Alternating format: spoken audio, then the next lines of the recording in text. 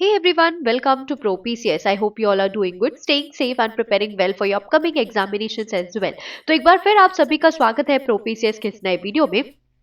और आज के इस वीडियो में हम डिस्कस करने वाले हैं एमपीपीएससी फूड सेफ्टी ऑफिसर जो एग्जामिनेशन जो 14 दिसंबर 2025 को कंडक्ट किया गया, यानी संडे को आपका एग्जाम हुआ था।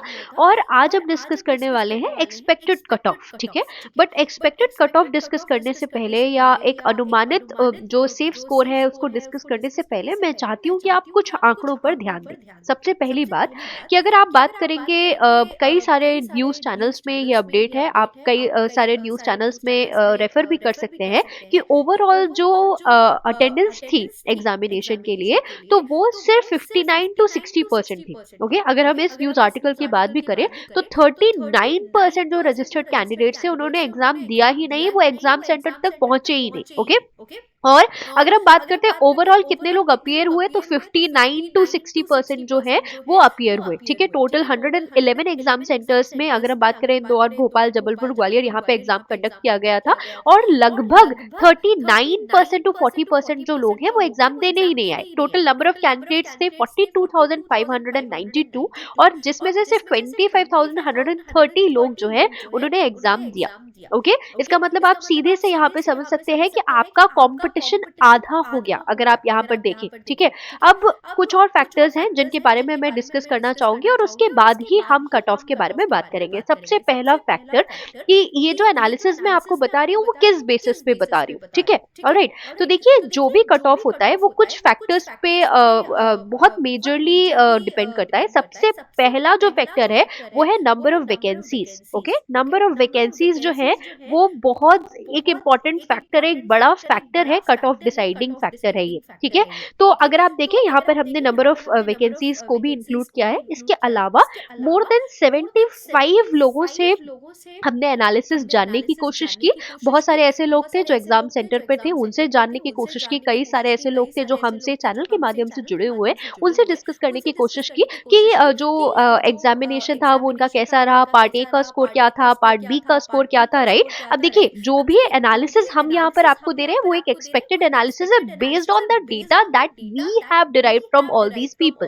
ओके, अब देखिए हो सकता है कई बार आप मानिए कि ये जो 75 से 80 लोग हैं जिनसे हमारा डिस्कशन हुआ या हमारी बातचीत हुई, हो सकता है उनमें से कुछ लोगों के द्वारा दी गई जानकारी पूर्णतः सत्य ना हो या पूरी तरह से। देखिए कई बार ऐसा होता है कि कई सारे जो एप्लीकेंट्स हैं वो अपने जेन्युइन स्कोर्स जो है वो डिस्क्लोज नहीं करना चाहते या उस पर बात भी नहीं करना चाहते, राइट। तो ये सारे फैक्टर्स जो है उन सभी फैक्टर्स पर बेस्ड आपको यहाँ पे कट ऑफ देखने के लिए मिलेगा। Okay, alright. एक और बात, अगर हम बात करते हैं इस एग्जामिनेशन की तो यहाँ पे एक और बहुत बड़ा डिसाइडिंग फैक्टर था, वो था नेगेटिव मार्किंग। ओके, तो कई सारे ऐसे लोग हैं जिनको पेपर जो एडमिट कार्ड है वो निकालने के पहले पता ही नहीं था कि इस पेपर पे नेगेटिव मार्किंग है।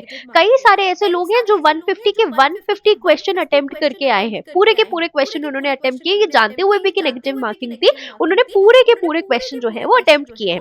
ओके, अब देखिए कुछ लोग थे जो बहुत कॉन्फिडेंट थे ये करते हुए, जब उन्होंने 150 क्वेश्चन अटेम्प्ट किए तो कई सारे ऐसे लोग थे जिनकी तैयारी वास्तव में अच्छी थी और उन्होंने 150 क्वेश्चन अटेम्प्ट कर लिए। जो जहां पर उनको थोड़ा बहुत डाउट लग रहा था उन्होंने वो भी क्वेश्चन गेसिंग के बेसिस पर अटेम्प्ट कर लिए, ठीक है। ऑलराइट, इसके अलावा बहुत सारे ऐसे लोग हैं जिनका जो पार्ट ए है, देखिए बहुत सारे ऐसे लोग हैं जिनका पार्ट ए बहुत बहुत ज्यादा अच्छा नहीं गया। अगर हम उतने ही लोगों की बात करें जिनसे हमारा डिस्कशन हुआ है तो पार्ट ए में अगर 50 क्वेश्चन है ना, तो टोटल अगर हम मेजॉरिटी ऑफ लोगों की बात करें तो वो 29 टू 35 या 29 टू 32 ही उनका जो है वो स्कोर रहा है। कुछ ऐसे भी लोग हैं जिनने 40 क्वेश्चंस तक करेक्ट किए हैं। ओके, ऐसे भी लोग हैं, ऐसे भी काफी सारे लोग हैं, ठीक है।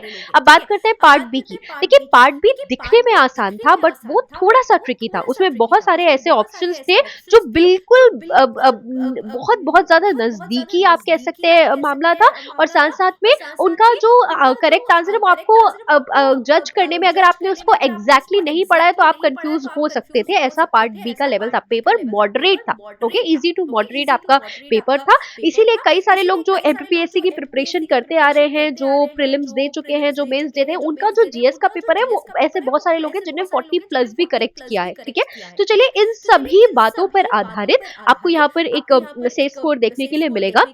देखिए कई सारे ऐसे लोग हैं जो शायद इस सेफ स्कोर से या इस एक्सपेक्टेड स्कोर को से सहमत नहीं होंगे। ये आपकी अपनी आपका अपना विचार हो सकता है जिसका मैं पूरी तरह सम्मान करती हूँ। But based on the analysis that I have got, और जो एनालिसिस मुझे मिली है, जो डेटा मुझे मिला है, उसके आधार पर यहाँ पर हम एक्सपेक्टेड सेफ स्कोर जो है वो डिस्कस कर रहे हैं। Okay, alright. तो देखिए सबसे पहले बात कर लेते हैं टोटल नंबर ऑफ पोस्ट की। तो अनरिजर्व कैटेगरी में 14 वैक पोस्ट थी, टोटल नंबर ऑफ पोस्ट 67 है, आपको पता ही होगा, ठीक है। एक और महत्वपूर्ण बात जिसके बारे में मैं बात करना जरूरी समझती हूँ, 40% का सेक्शनल आपको कट ऑफ क्लियर करना है। ये भी जो एडवर्टीजमेंट था उसमें लिखा था। कई सारे ऐसे लोग थे, हमने जब चर्चा की उनमें से बहुत सारे लोगों को ये आइडिया भी नहीं था, ओके, कि इस पेपर में 40% का सेक्शनल कट ऑफ भी है, यानी पार्ट ए में 40% आपको लाने होंगे, पार्ट बी में भी आपको मिनिमम 40% जो सेक्शनल कट ऑफ है वो रखा गया है।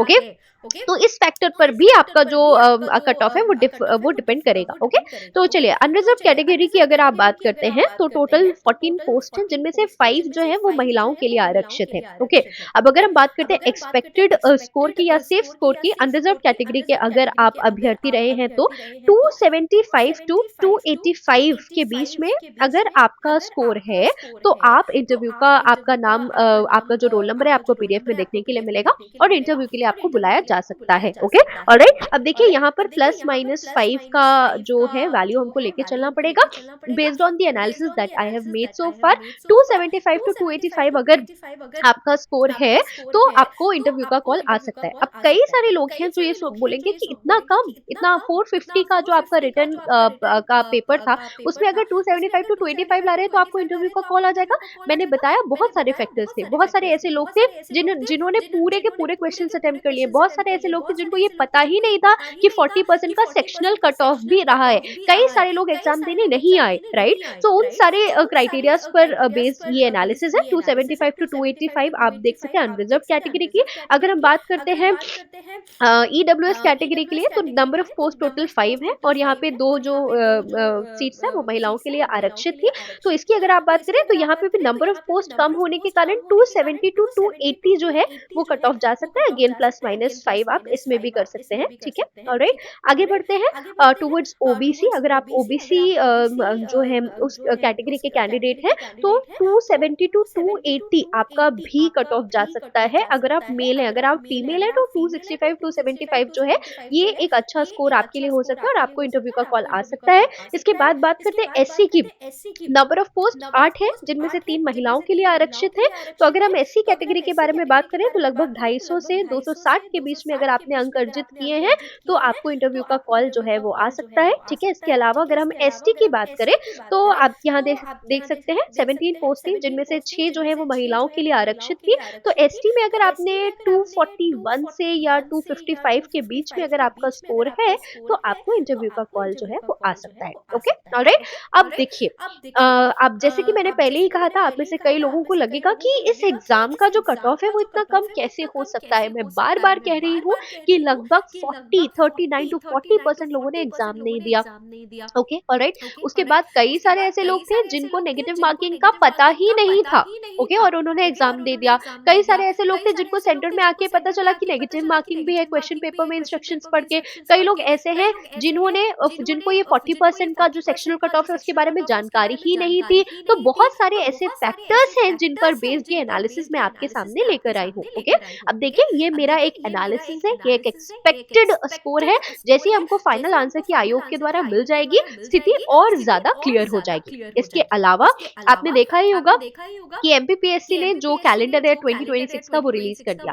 आप देख सकते हैं कि उस कैलेंडर में एमपीपीएससी असिस्टेंट प्रोफेसर की जो परीक्षा है वो 3 चरणों में अलग अलग विषयों के लिए अलग अलग सब्जेक्ट ग्रुप्स के लिए कंडक्ट करी जाएगी। जुलाई में उसके पेपर होंगे। ओके, इसके अलावा राज्य सेवा परीक्षा भी है, ठीक है। अब देखिए आपके पास 2 बड़ी अपॉर्चुनिटीज है।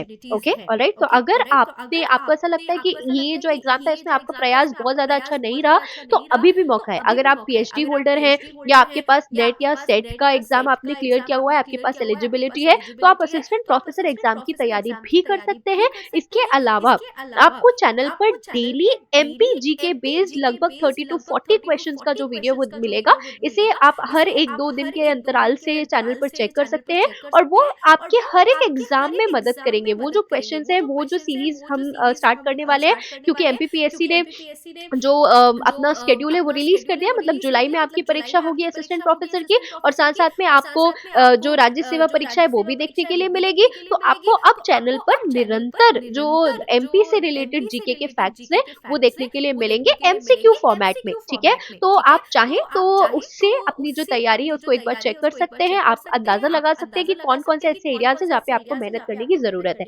इसके साथ साथ अगर आपका जो स्कोर है वो इस एक्सपेक्टेड स्कोर से ज्यादा है, ओके, या इससे मैच करता है, तो आपको इंटरव्यू की तैयारी भी जल्दी ही करनी चाहिए, क्योंकि फरवरी जनवरी में असिस्टेंट प्रोफेसर एग्जामिनेशन 2024 के इंटरव्यू शेड्यूल्ड है। इसके अलावा एफएसओ के भी इंटरव्यूज हो सकते हैं, ओके। तो जिन लोगों के स्कोर्स जो है वो इससे बेहतर या इसके समांतर हैं, तो आप लोग अपनी तैयारी रखिए इंटरव्यू के लिए, ओके।